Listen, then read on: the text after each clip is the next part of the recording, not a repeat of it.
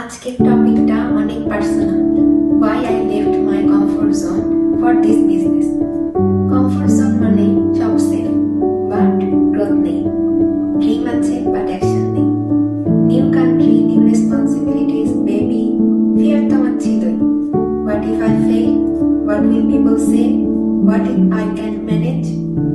But আমি বুঝেছি একটা জিনিস, ফিয়ার থাকবেই, কিন্তু ফিয়ারের সাথে থেমে থাকলে লাইফে কোনো চেঞ্জই আমি করতে পারবো না।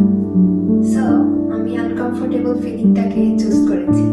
এখানে আমি প্রতিনিয়ত শিখছি, মিস্টেক্স করছি, কিন্তু আস্তে আস্তে কিন্তু আমার কনফিডেন্স আসছে।